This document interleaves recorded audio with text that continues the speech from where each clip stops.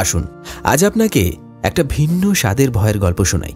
তবে গল্পে প্রবেশ করার আগে আপনাদের প্রত্যেকের কাছে আমার বিশেষ অনুরোধ, অনুগ্রহ করে যারা এখনো পর্যন্ত চ্যানেলটি সাবস্ক্রাইব করেননি, ঝটপট চ্যানেলটি সাবস্ক্রাইব করে আমাদের সঙ্গে জুড়ে যান আগামীতে আরও নতুন নতুন ভয়ের গল্প শোনার জন্য। আর আমাদের গত এপিসোডে যারা যারা আপনাদের নাম লিখে কমেন্ট করেছিলেন তাদের নাম আমি আজকের গল্পের শেষে ঘোষণা করব।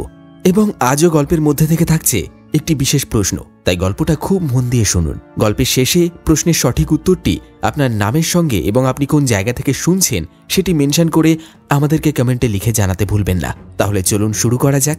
আজ আপনি শুনতে চলেছেন এক ভয়ের গল্প, রাত ৩টের শব্দটা ভালো নয়। কলমে এবং গল্প পাঠে থাকছি আমি সুদর্শন। গল্পের পোস্টারটি ডিজাইন করেছে চিত্রায়ন। শুরু হচ্ছে রাত ৩টের শব্দটা ভালো নয়।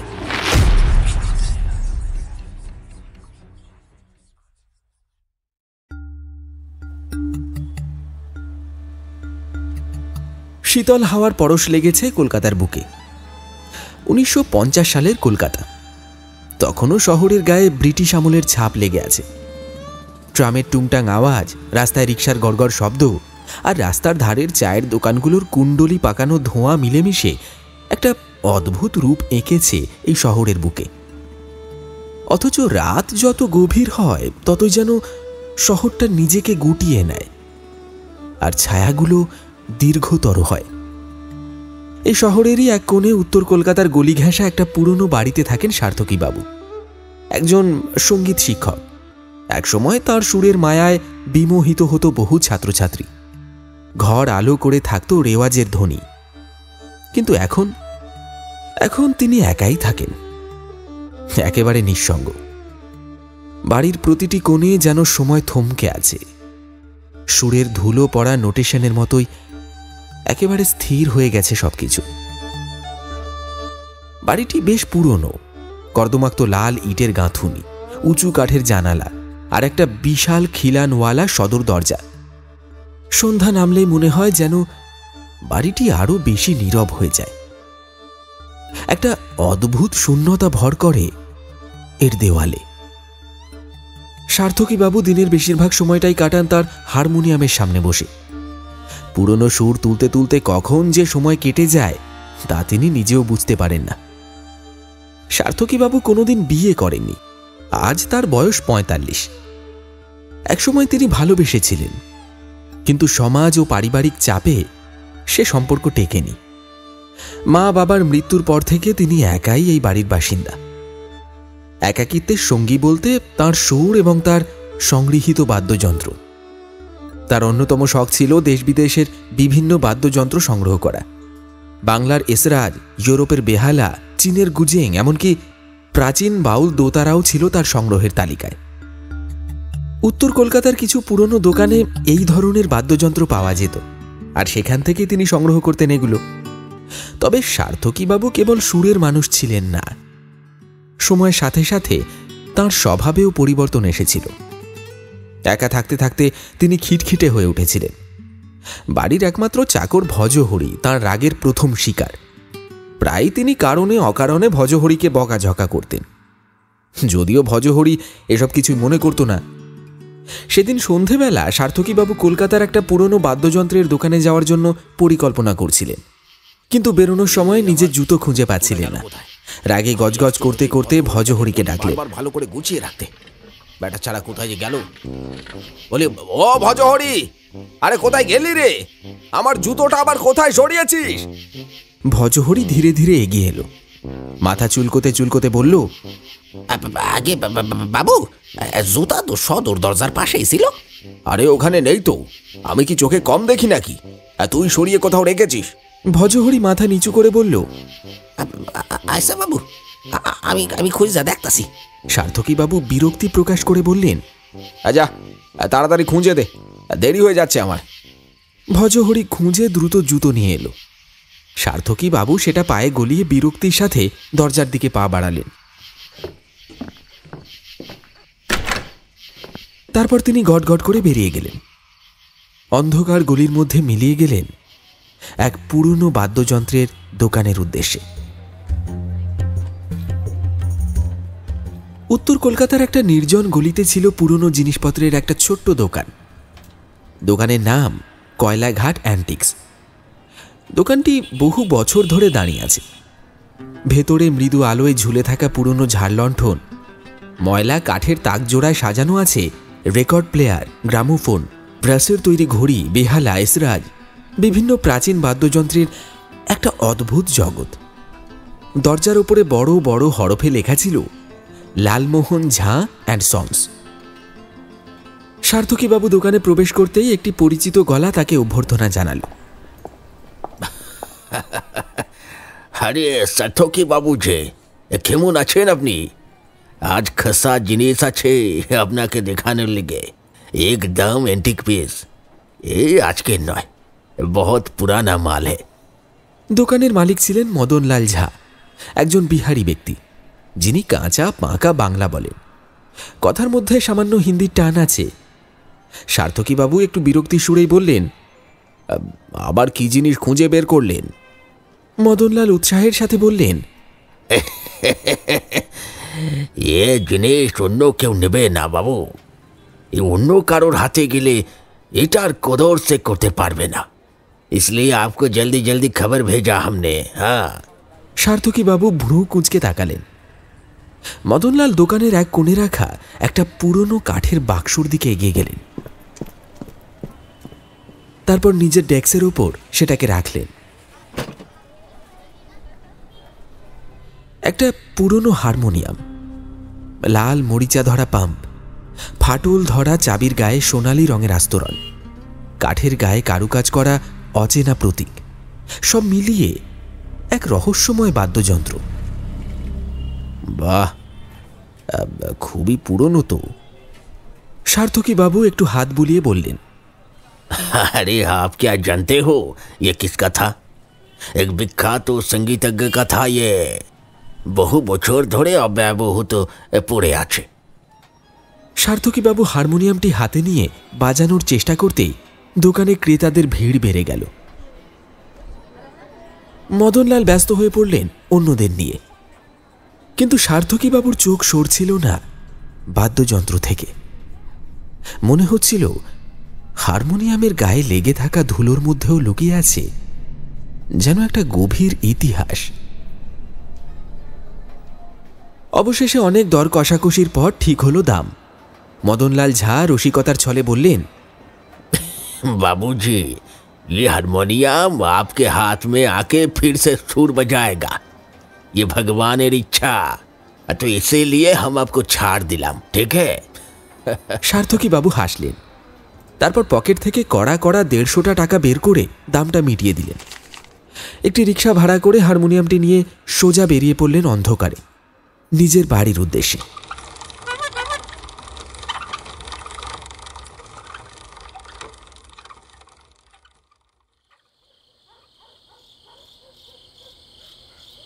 রাত তখন গভীর থেকে গভীরতর হচ্ছে।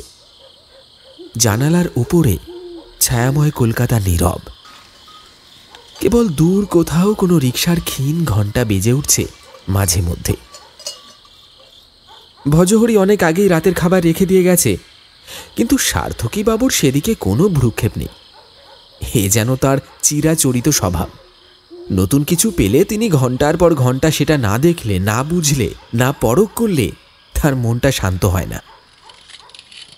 হারমোনিয়ামের গায়ে জমে থাকা ধুলো তিনি আলতো করে ঝেড়ে ফেললেন। কাঠের খোদাই করা কারুকাজের উপর আঙুল বুলিয়ে অনুভব করলেন তার গভীরতা।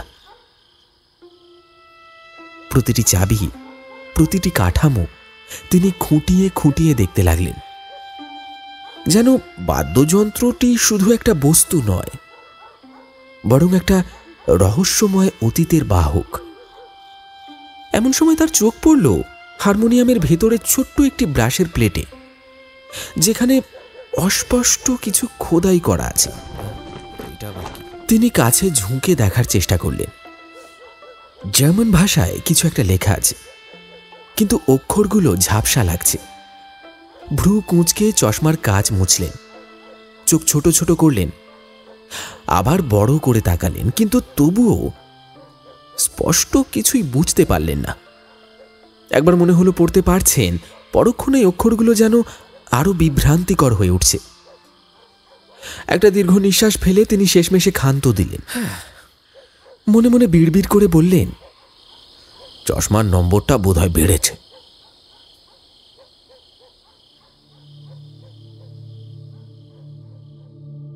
দুটো রাত নির্বিঘ্নেই কাটল, কিন্তু বিপত্তিটা দেখা দিল তৃতীয় দিন থেকে।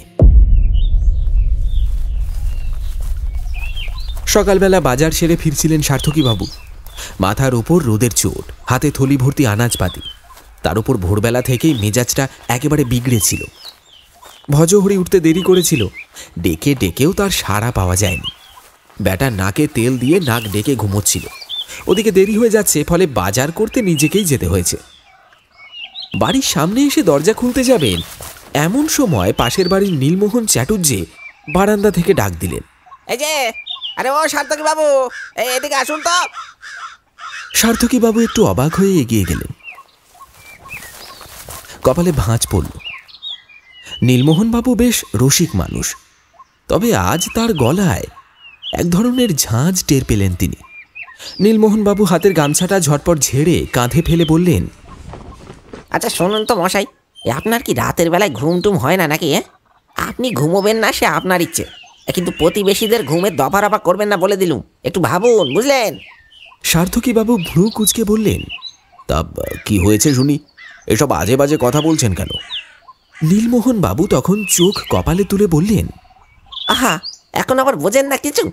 মশাই, বিয়ে থা করুন, সংসারী হন, দেখবেন সব ঠিক হয়ে যাবে। বয়সের সাথে সাথে মাথাটাও নষ্ট হয়ে যাচ্ছে দেখছি। সার্থকীবাবুর গায়ে যেন আগুন জ্বলে উঠল। দাঁতে দাঁত চেপে বললেন, আপনাকে এসব কথা বলার সাহস কে দিল? নীলমোহনবাবু হাত নেড়ে বিরক্তির স্বরে বললেন, আহা মশাই, সত্য কথাই বলছি।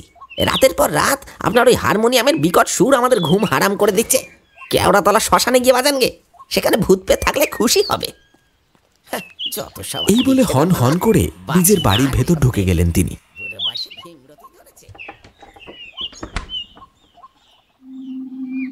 সার্থকীবাবুর আঁতে ঘা লাগল। দাঁতে দাঁত চেপে থলি হাতে একরকম গর্জন করতে করতেই নিজের বাড়িতে ঢুকলেন। দরজাটা দাম করে বন্ধ করে রেখে পা ঝাপটে সোজা ভেতরে চলে গেলেন। এমনিতেই মেজাজ সপ্তমে ছিল, এখন যেন তা দ্বিগুণ হয়ে উঠল। সব রাগটা গিয়ে পড়ল ভজহরির ওপর। এই ভজহরি, কোথায় মরেছিস? ভজহরি ছুটে এলো, কাঁচু মাচু মুখ করে দাঁড়ালো সামনে। আগে কি হয়েছে বাবু? কি হয়েছে? তুই আজ সকালেও দেরি করলি, বাজার করতে হলো আমায়, আর তারপর এখন শুনছি আমি নাকি রাতে হারমোনিয়াম বাজিয়ে মহল্লার ঘুম হারাম করেছি। আমি বাজাচ্ছিলাম? হ্যাঁ? ভজহরি চুপ করে দাঁড়িয়ে রইল, একটু ইতস্তত করে বলল, বাবু, আমি তো কালকে রাতে উঠি নাই, তবে কিছু একটা যেন শুনতে পাইছিলাম। কি বলতে চাস তুই? আগে বাবু, কিছু না, আমি রান্না চাপাই গা, দুপুর হয়ে গেল। বলেই তাড়াতাড়ি রান্নাঘরের দিকে চলে গেল সে।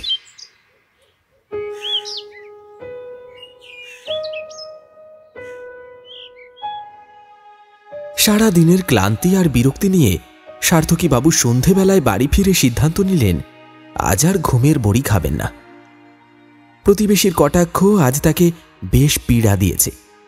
তিনি মনে মনে স্থির করলেন আজকের রাতটা জাগবেন, দেখবেন সত্যি কিছু হচ্ছে কি না।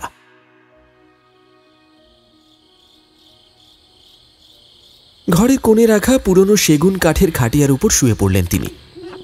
খাটিয়াটা বেশ মজবুত, তবে বসলে কিঞ্চিত খটখটে শব্দ হয়।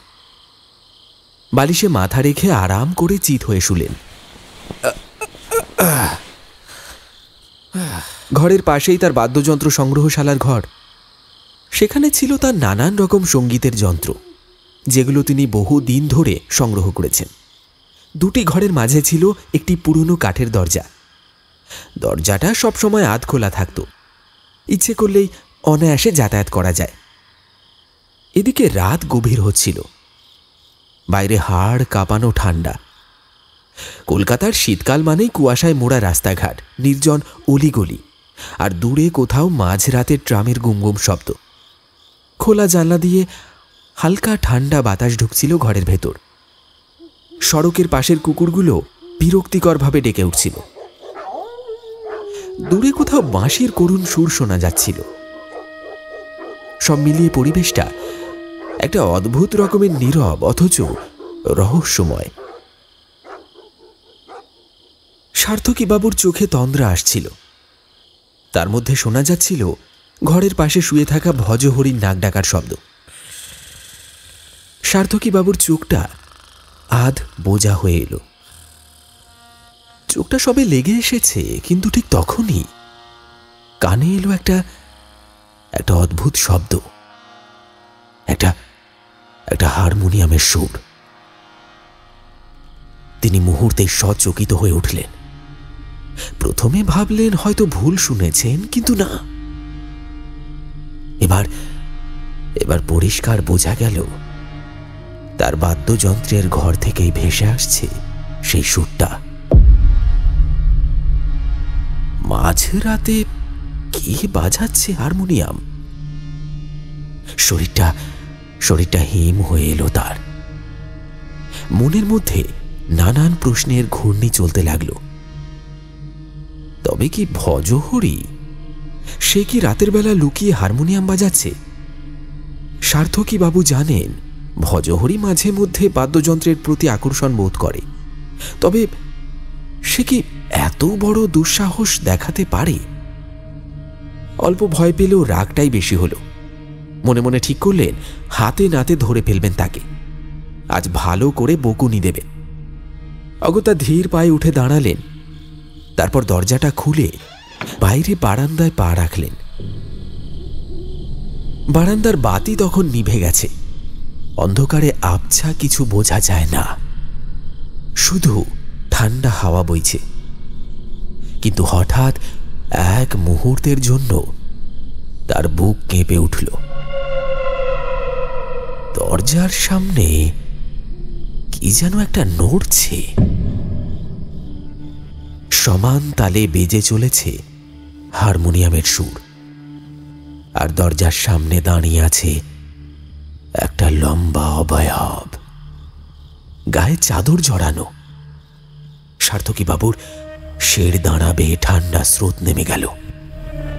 ঘরের ভেতরে যদি ভজহরি থাকে, তাহলে বাইরে এই ছায়ামূর্তিটি কার? তবুও সাহস করে এগিয়ে গেলেন তিনি। তার শরীরে এই শীতের মধ্যেও যেন বিন্দু বিন্দু ঘাম এসে জড়ো হচ্ছে। লম্বা টানা বারান্দাটা সোজা সামনের 3টি ঘর পেরিয়ে ডান দিকে বাঁক নিয়েছে। আর সেই বাঁকের কোণেই দেওয়ালে টাঙানো ব্রাশের হোল্ডার যুক্ত ইনক্যান্ডিসেন্ট বাল্ব মিটিমিটি আলোর আভা ছড়িয়ে দিয়েছে। আর সেই আবছা আলো আঁধারের মায়াবী পরিবেশে বেশ স্পষ্ট ওই ছায়ামূর্তিটিকে দেখা যাচ্ছে। আচ্ছা, কোনো চোর নয় তো? এই প্রশ্নটাও একবার সার্থকী বাবুর মনে যে আসেনি তা নয়। তবে এই মুহূর্তে বাস্তবিকতার থেকে অলৌকিকতাটাকেই যেন বেশি প্রশ্রয় দিচ্ছে মন। ভয়ে ভয়ে একটু এগিয়ে গিয়ে কাঁপা কাঁপা হাতে চাদরটা এক টানে সরিয়ে ফেললেন তিনি। একটা আতঙ্কিত চিৎকার করে লাফিয়ে উঠল সেই অবয়ব। সার্থকী বাবু হতভম্ব হয়ে দেখলেন এ তো ভজহরি। অন্ধকারে তার ফ্যাকাশে মুখটা স্পষ্ট দেখা যাচ্ছে। তুই এখানে কি করছিস? সার্থকী বাবুর গলা আরো কড়া হয়ে উঠল। ভজহরি এখনো ভয়ে কাঁপছে। বাবু, আমি তো হারমোনিয়ামের শব্দ শুই না দেখতে এলাম। কে বাজায় এই মাঝরাতে? এর আগেও গত কয়েক রাত ধরে মাঝরাতে শুনছি, কিন্তু ভাবলাম হয়তো ভুল। আজ আর সহ্য হইল না বাবু। এই হারমোনিয়াম অভিশপ্ত। আপনি যেইখান থেকে আনছেন ওইখানেই ফেরত দিয়ে আসুন বাবু, নইলে কি জৈব। ভজহরি কথা শেষ করতে পারল না, কারণ হারমোনিয়ামের সুরটা আচমকা থেমে গেছে। সার্থকী বাবু আর ভজহরি ভয়ে ভয়ে একে অপরের দিকে তাকিয়ে রইলেন। তাহলে ঘরের ভেতরে হারমোনিয়াম বাজাচ্ছিল কে? ভজহরি এবং সার্থকী বাবু দুজন মিলে ঘরের দরজা খুলে ভেতরে প্রবেশ করে দেখলেন সমস্ত কিছু স্বাভাবিক। প্রত্যেকটি জিনিস যেখানে যেমনটি ছিল তেমনটি আছে। হারমোনিয়ামটাও যথাস্থানে বিরাজমান। তবে উত্তর দিকের ঘরের জানলাটা তিনি বন্ধ করতে ভুলে গিয়েছিলেন, আর সেখান দিয়েই মৃদু মন্দ হাওয়া ঘরে ঢুকছে। সার্থকীবাবু জানলাটা বন্ধ করে দিলেন। তারপর ঘরের আলো নিভিয়ে দরজা ভালো করে বন্ধ করে বাইরে বেরিয়ে এলেন।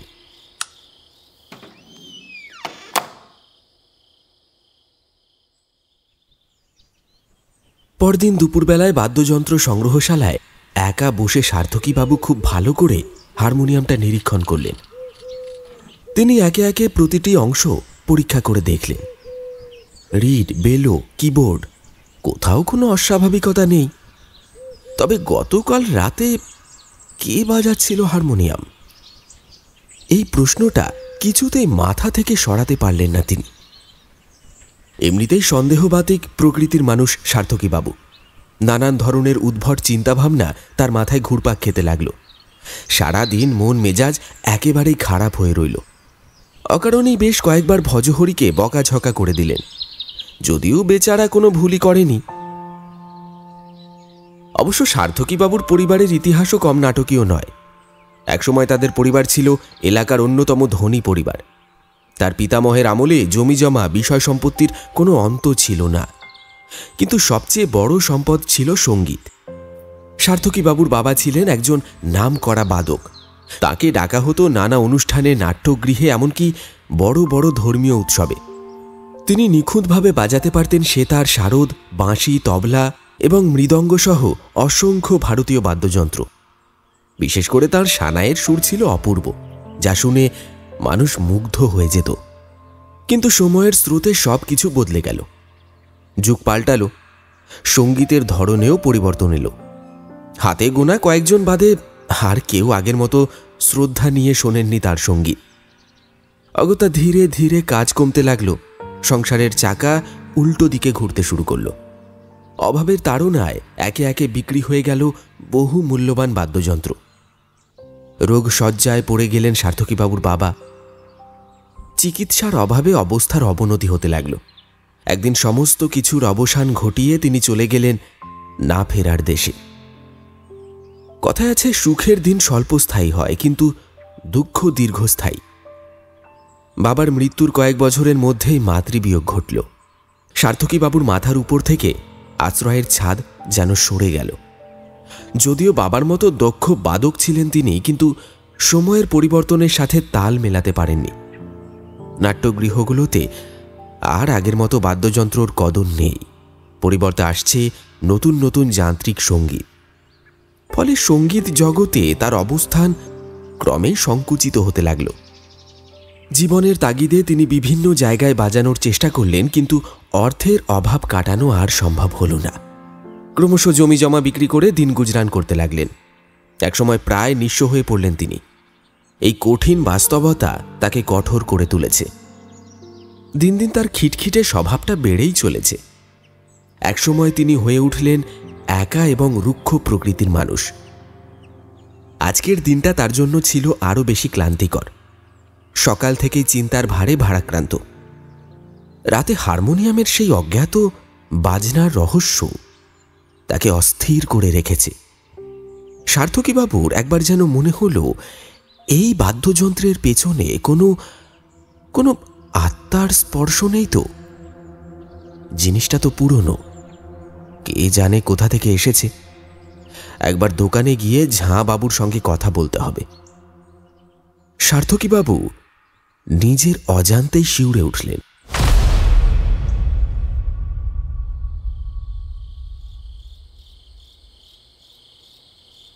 দিন ফুরিয়ে রাতের আঁধার ঘনিয়ে এলো, আর সঙ্গে সঙ্গে বাড়তে লাগল বুকের ধুকপুকানি। আজ বাড়িতে ভজহরি নেই। কোন এক দূর সম্পর্কের মাসিমার শারীরিক অসুস্থতার খবর পেয়ে সে রানাঘাট গেছে, ফিরবে দুদিন পর। অবশ্য ভজহরি যাওয়ার সময় সার্থকীবাবু বুকে সাহস দেখিয়ে বলেছিলেন, হ্যাঁ যা, তুই যা।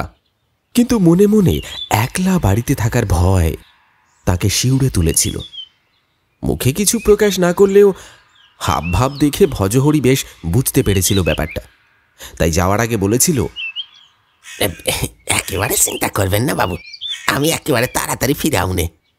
অহন তো আপন কইতে আমার ওই দুঃসম্পর্কের মাসি বাইসা আছেন, তার এই সময়কালে না গিয়া পৌঁছাইলে, একবারটি দেখা না করলে একেবারে অন্যায় হইব যে বাবু।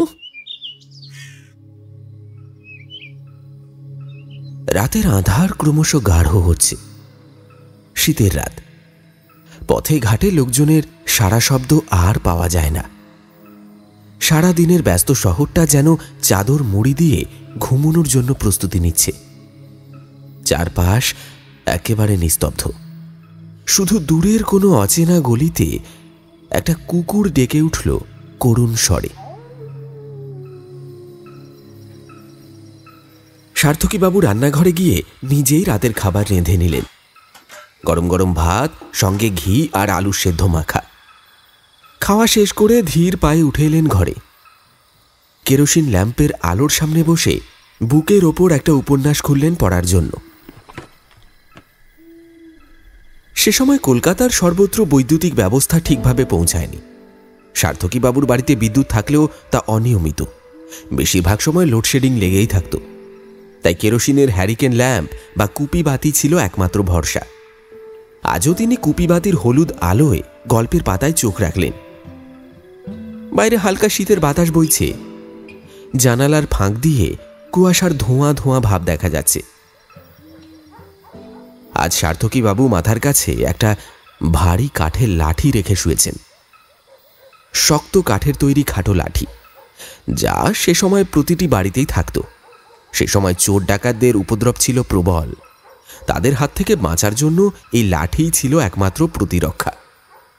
তবে আজ সেটি তার কাছে রাখার উদ্দেশ্য চোর বা ডাকাত তাড়ানো নয়, তার চেয়েও ভয়ঙ্কর কোনো অজানা আশঙ্কা মনের মধ্যে দানা বেঁধেছে, যেটা নিয়ে এখনো নিশ্চিত হতে পারেননি তিনি।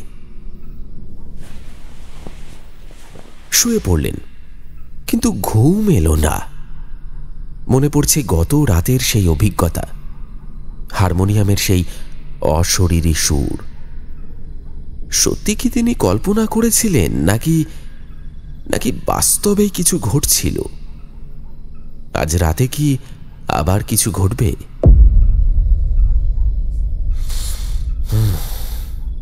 নিঃশব্দে শ্বাস ফেললেন তিনি। বাতির আলোয় ছায়ার মতো কাঁপছে জানালার পর্দা। একবার মনে হলো যেন কেউ ওখানে দাঁড়িয়ে তাকে দেখছে। হাতের লাঠিটা শক্ত করে ধরে রাখলেন সার্থকীবাবু। আজকের রাতটা তাকে একা পার করতে হবে। কিন্তু এই বাড়ির নিস্তব্ধতা যেন কিছু একটা লুকিয়ে রেখেছে।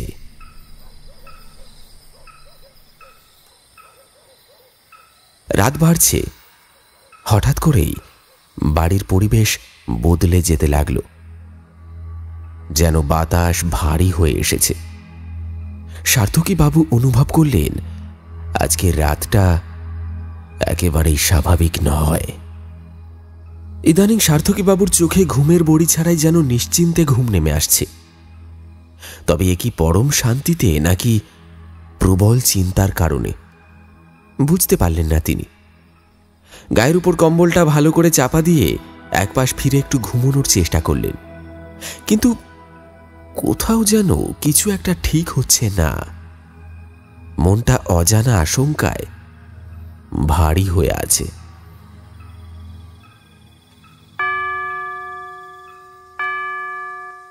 রাত 12টার সময় জানান দিল বারান্দায় টাঙিয়ে রাখা পিতার আমলের প্রকাণ্ড গ্র্যান্ডফাদার ক্লকের ঢং ঢং শব্দ। আজ সকালেই ব্যাটারি পাল্টে এনেছিলেন সার্থকীবাবু, তাই ঘড়িটার জোরালো শব্দ এক ঝটকায় তার ঘুমটা ভেঙে দিল।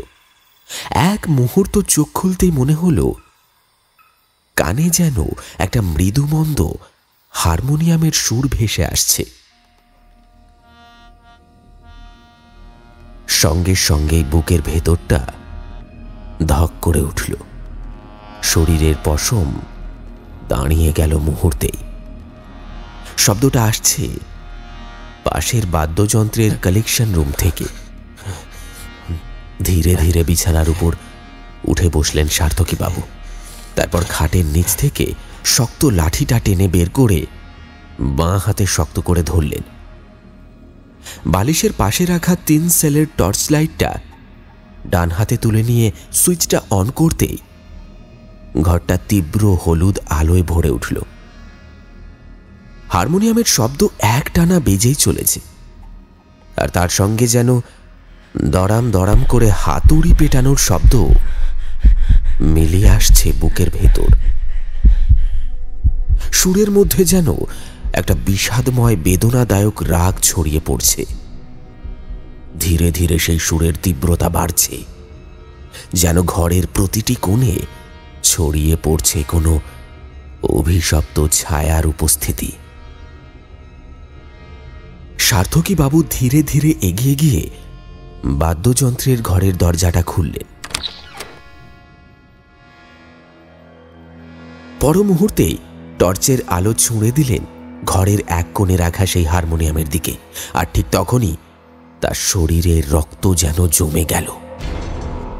উত্তরের জানালাটা আজও খোলা, সাদা রঙের পর্দাটা ফুরফুরে ঠান্ডা হাওয়ায় উড়ছে, ঠিক যেন সুরের তালে তাল মিলিয়ে অশরীরী কারোর ইশারায় নাচছে। আর ওদিকে হারমোনিয়ামটা আপন মনে বেজেই চলেছে। এক একটা চাবি যেন অদৃশ্য কারোর আঙুলের ছোঁয়ায় নিজে থেকেই উঠছে আর নামছে, ঠিক যেন কেউ সামনে বসে গভীর আবেগে বাজিয়ে চলেছে, অথচ সেখানে সেখানে কেউ নেই। সার্থকী বাবুর হাত পা ঠান্ডা হয়ে এলো, নিঃশ্বাস নিতে কষ্ট হচ্ছিল তার। এই দৃশ্য কি সত্যি? তিনি কি স্বপ্ন দেখছেন?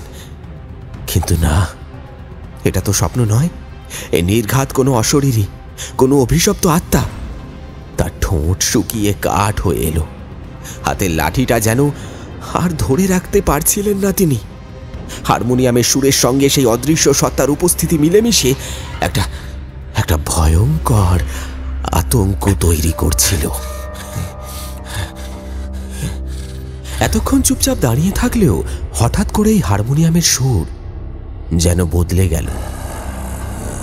এবার যেন রাগিনী নয়, কারোর আর্ত চিৎকার লুকিয়ে আছে সেই সুরের ভেতর। ভেতর থেকে ভেসে এলো এক চাপা দীর্ঘশ্বাস, যেন শত শত বছর ধরে কেউ এই যন্ত্রের ভেতর বন্দী হয়ে আছে। সেই শ্বাসের শব্দ এতটাই স্পষ্ট ছিল যে সার্থকী বাবুর মনে হলো অদৃশ্য কেউ তার পাশে দাঁড়িয়ে শ্বাস নিচ্ছে। আর এক মুহূর্ত দাঁড়িয়ে থাকতে পারলেন না তিনি। হাত থেকে প্রায় পড়ে যাওয়া লাঠিটা টেনে নিয়ে সোজা হয়ে দাঁড়ালেন। সার্থকী বাবু আর দাঁড়িয়ে থাকতে পারলেন না। বুকের মধ্যে জমে থাকা আতঙ্ক মুহূর্তেই এক প্রচণ্ড জেদের রূপ নিল। বাঁ হাতে ধরে থাকা লাঠিটাকে একবার ডান হাতে শক্ত করে তুলে নিলেন তিনি। তারপর এক অভ্রান্ত নিশানায় হারমোনিয়ামের দিকে গায়ের সমস্ত শক্তি দিয়ে ছুঁড়ে মারলেন। ধরাম! একটা তীব্র শব্দের সঙ্গে মুহূর্তেই থেমে গেল সেই অতি প্রাকৃত সুর। সার্থকী বাবু টর্চের আলো ফেলতেই দেখলেন হারমোনিয়ামটা টুকরো টুকরো হয়ে পড়ে আছে মেঝেতে। কাঠের পাতলা গায়ে চিড় ধরেছে, রিডগুলো ছিটকে পড়েছে মাটিতে। কালো পালিশ ওঠা ছত্রভঙ্গ চাবিগুলো ছড়িয়ে আছে এদিক ওদিক। একসময় যা ছিল সুরের আধার, তা এখন যেন মৃত, নিশ্চল, অর্থহীন একটা জঞ্জাল। তবে কি এভাবেই শেষ হলো তার আতঙ্কের রাত? কিন্তু না, হারমোনিয়ামের শব্দ থেমে গেলেও উত্তরের জানালায় ঝোলানো সাদা পর্দাটা এখনো কাঁপছে, বাতাসে উড়ছে যেন অদৃশ্য কারোর ছোঁয়ায়। সার্থকী বাবু অবাক হয়ে দেখলেন হাওয়ার গতি তো অতটা নয়। তাহলে কিসের টানে এত তীব্রভাবে দুলছে পর্দাটা? যেন কোনো অদৃশ্য হাত তাকে বিদায় জানানোর জন্য শেষবারের মতো ওড়াচ্ছে। তার শির দাঁড়াবে ঠান্ডা স্রোত নেমে গেল। রাগ, আতঙ্ক আর বিস্ময়ের একটা অদ্ভুত সংমিশ্রণে তিনি স্থির হয়ে দাঁড়িয়ে রইলেন কিছুক্ষণ। তারপর একটা দীর্ঘশ্বাস ছেড়ে ভাবলেন, যাক, আপদ বিদায় হয়েছে। একরকম স্বস্তির অনুভূতি বুকের মধ্যে খেলে গেল, কিন্তু সঙ্গে সঙ্গে বুকের ভেতরে একটা যন্ত্রণা মোচড় দিয়ে উঠল। শেষমেশ টাকাটা তো গেল। এই হারমোনিয়ামটা তিনি কিনেছিলেন অনেক কাঠখড় পুড়িয়ে, অনেক দরদাম করে, অথচ শেষমেশ তাকে এক রাতেই গুড়িয়ে দিতে হলো। তবু মনের মধ্যে একটা তৃপ্তি খেলা করছিল। কাল সকালে প্রতিবেশী ভদ্রলোককে দু কথা শুনিয়ে দেওয়া যাবে। ভাবতেই মুখে এক চিলতে হাসি ফুটল। শেষবারের মতো চারিদিকে তাকিয়ে তিনি ঘরের জানলা আর দরজা বন্ধ করে বাইরে বেরিয়ে এলেন।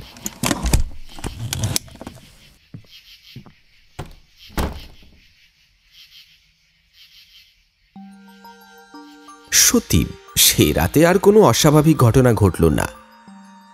কেটে গেল আরও 3টে দিন। ভজহরি ফিরে এসেছে। তার মাসির শরীরটা এখন একটু স্বস্তিকর, তাই সে সার্থকী বাবুর সেবায় আবার ফিরে এসেছে। সকালের দিকে মদনলাল ঝায়ের দোকান থেকে এক তরুণ ছোকরা এসে খবর দিল যে মদনলাল বাবু তাকে জরুরি তলব করছেন, কিছু বিশেষ দরকার আছে। সার্থকী বাবু মনে মনে ভাবলেন, হয়তো আবার নতুন করে কোনো পুরনো বাদ্যযন্ত্র এসেছে আর সেটাকেই তার গলায় ঝোলাতে চাইছে। অগত্যা একটু বিরক্ত হয়ে বললেন, এখন তো সময় নেই, বিকেলের দিকে যাব। এইদিকে সেই অভিশপ্ত হারমোনিয়ামটিকে নিয়ে তিনি আর এক মুহূর্ত বাড়িতে রাখতে চাননি। সেটিকে কাপড়ের পুঁটুলির সঙ্গে বেঁধে গঙ্গার জলে ভাসিয়ে দিয়ে এসেছিলেন এই একদিন আগেই। সেই রাতের বিভীষিকা তিনি কাউকে বলেননি, এমনকি ভজহরিকেও না। এমন অভিশপ্ত জিনিস ঘরে রাখার কোনো মানেই হয় না। অতএব একে বিদায় জানানোই ভালো। বিকেলের একটু আগে সার্থকীবাবু বেরিয়ে পড়লেন মদনলালের দোকানের উদ্দেশ্যে। দোকানে পৌঁছতেই মদনলাল বাবু হাসি মুখে তাকে অভ্যর্থনা জানালেন। সার্থকীবাবু একটু রসিকতা করে বললেন, কি হে, আবার নতুন কিছুর খপ্পরে ফেলার ফোন দিয়ে আটলে নাকি? अरे ना ना सत्योकी बाबू, आप तो हमारा पुराना कस्टमर है। आपको हमेशा बेचने के लिए थोड़ी ना बोलेंगे। हाँ, তারপর একটু গম্ভীর মুখে বললেন, আজ আপনাকে একটা মজার কথা বলতে ডেকেছি। রাতারাতি মালামাল হতে পারেন আপনি। হ্যাঁ। সার্থকীবাবু অবাক হয়ে তাকিয়ে রইলেন। মদনলাল কখনো এমন কথা বলেন না।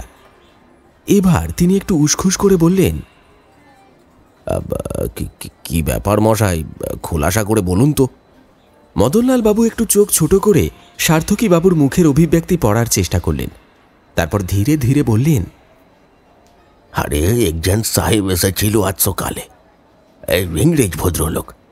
সে আপনার সেই পুরানো হারমোনিয়ামটার খোঁজ করছে, যে হারমোনিয়ামটা আপনি সপ্তাহখানেক আগে নিয়ে গিয়েছিলেন। সার্থকীবাবু এবার সত্যি চমকে উঠলেন। কি বলছেন? কেন? মদনলাল বাবু এবার আরো নিচু স্বরে বললেন, আরে মশাই শুনেন ভালো করে। সাহেব বলল যদি কোনোভাবে সেই হারমোনিয়ামটা ফেরত পায় তাহলে ৬,০০০ টাকা অবধি দিতেও সে রাজি আছে।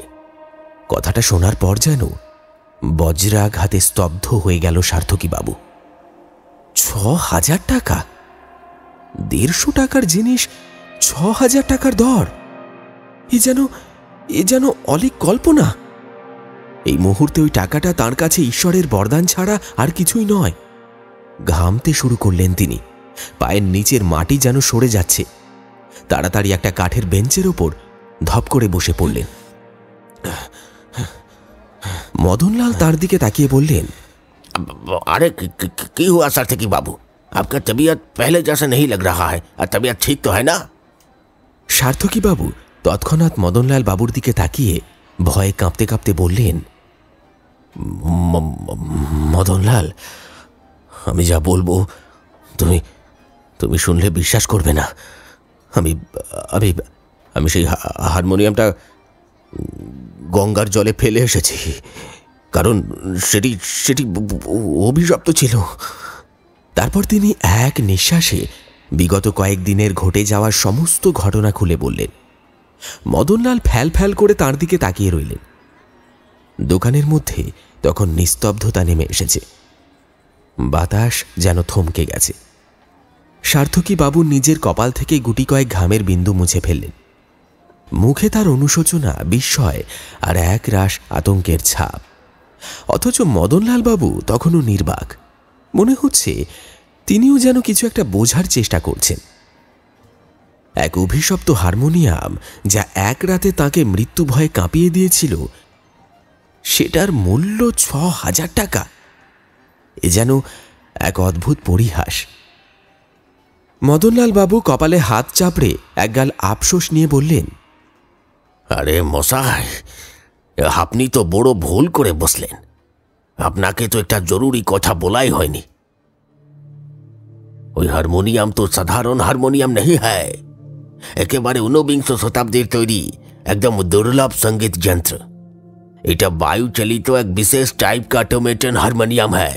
इसका भीतर में जटिल क्लॉकवर्क मैकेनिज्म और छोटे छोटे धातव पाइप लगा था। সার্থকী বাবু বিস্ময়ে স্তব্ধ হয়ে রইলেন। মদনলাল বাবু বলে চললেন, এই যন্ত্র এমন ভাবে তৈরি যাতে একবার নির্দিষ্ট সুর সেট করে দিলে ये बतास का परिवर्तन से कखनो कखनो अपनातेই बजना शुरू করে देता था। ये तो पुराना হওয়ার কারণে ভেতরের মেকানিজম দুর্বল हो गया था और हवा का चाप कम बेसी হওয়ার ফলেই এই হারমোনিয়াম अपना अपनी बजे उठत। অথচ आप तो ভেবেছেন কোনো ভূত প্রেত का कारसाजी हो रहा है। সার্থকী বাবু স্তম্ভিত হয়ে শুনতে লাগলেন। এতদিন ধরে যা এক অলৌকিক অভিজ্ঞতা বলে ভেবেছিলেন, তা আসলে বিজ্ঞানের এক অভূতপূর্ব সৃষ্টি ছিল। মদনলাল বাবু আরো বললেন, अरे आप जानते हैं ये चीज अब विरल हो गया है, बोलते गेले हारिए जावा शिल्प। वो इंग्रेज भद्रलोक का ये सब दुर्लभ वाद्य यंत्र संग्रह करने का बहुत शौक है, इसलिए तो हेतु टका जीते राजी था। लेकिन अब क्या होगा, नसीब में वो पैसा आपका नहीं है मसाई। সার্থকী বাবুর বুকের ভেতরটা চিনচিনে ব্যথা করছে। ৬,০০০ টাকা, যা বর্তমান সময় দাঁড়িয়ে হিসেব করলে কিন্তু লাখ টাকার কাছাকাছি। তিনি হতবাক হয়ে মদনলাল বাবুর মুখের দিকে চেয়ে রইলেন। মদনলাল বাবু কিছুক্ষণ থেমে বললেন, उस हारमोनियमेर गाये एक छोटो ब्रासेर फलक लगा था। वहाँ तो साफ साफ लिखा था automated harmonium made in Germany.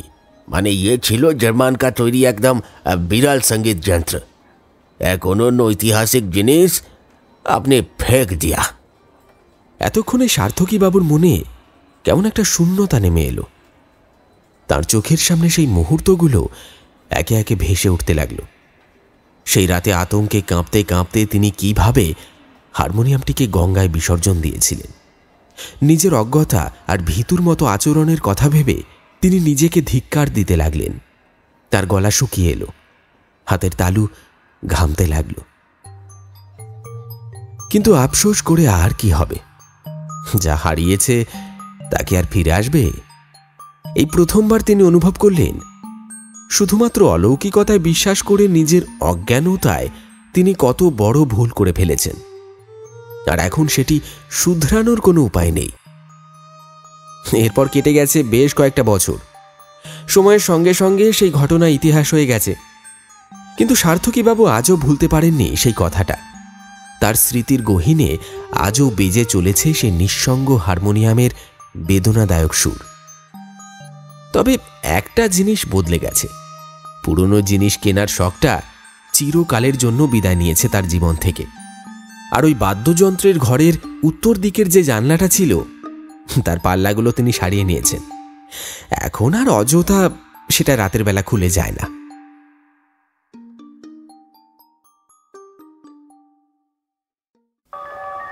শুনলেন রাত ৩টের শব্দটা ভালো নয়। আমাদের আজকের নিবেদনের এই ভিন্ন স্বাদের গল্পটি আপনার কেমন লাগলো অবশ্যই কিন্তু জানাতে ভুলবেন না। যদি আপনার ভালো লাগে তাহলে আবার লিখব, আবার শোনাবো আপনাকে অন্য কোনোভাবে অন্য কোনো গল্প।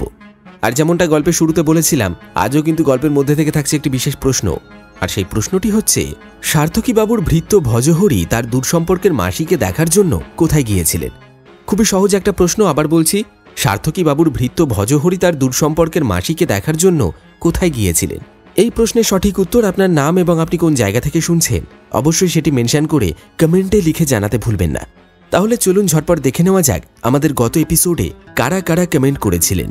আমাদের গত এপিসোডে কমেন্ট করেছিলেন সুদীপ হালদার, অর্পিতা পাল, নলপুর থেকে হাফিজুর মল্লিক, হাওড়া থেকে মমতাজুল, রাজবলহাট থেকে দীপঙ্কর, গাংপুর থেকে বাঁধন বিশ্বাস, ভাঙ্গুর কাশীপুর থেকে আজহার উদ্দিন, বারুইপুর জেলার কাছ থেকে শঙ্কর মণ্ডল, ঢেকিয়া জুলি থেকে পার্থ দে। এছাড়া কমেন্ট করেছেন হাবিবুল শেখ, মালদা থেকে বাবু, তন্ময় সোনা, অমিত, বাংলাদেশ থেকে নয়ন রায়। এছাড়া কমেন্ট করেছেন আশাপূর্ণা মল্লিক, শিলিগুড়ি থেকে জিৎ বিশ্বাস, হাওড়া থেকে রাহুল মজুমদার, চন্দননগর থেকে রিতম পাল এবং পশ্চিম মেদিনীপুর থেকে আকাশ মান্না। আপনাদের প্রত্যেককে অনেক অনেক ধন্যবাদ জানাই আমাদের গল্পগুলি নিয়মিত শোনার জন্য। আর যারা যারা গল্প শুনছেন অথচ এখনো পর্যন্ত চ্যানেলটি সাবস্ক্রাইব করেননি, তাদের কাছে বিশেষ অনুগ্রহ করে চ্যানেলটি সাবস্ক্রাইব করুন এবং পাশে থাকা বেল নোটিফিকেশন অন করতে ভুলবেন না। এবং যদি আপনি ভীষণভাবে ভৌতিক গল্পপ্রেমী হয়ে থাকেন, তাহলে আমাদের আরও দুটি চ্যানেল গপ্পখোর এবং পিশাচ পর্ব অডিও স্টোরিকে সাবস্ক্রাইব করুন। দেখা হচ্ছে খুব তাড়াতাড়ি আবার একটি নতুন কোনো রোমাঞ্চকর কাহিনীর সাথে আগামী এপিসোডে। ততক্ষণের জন্য সবাই খুব ভালো থাকবেন, সুস্থ থাকবেন। ধন্যবাদ।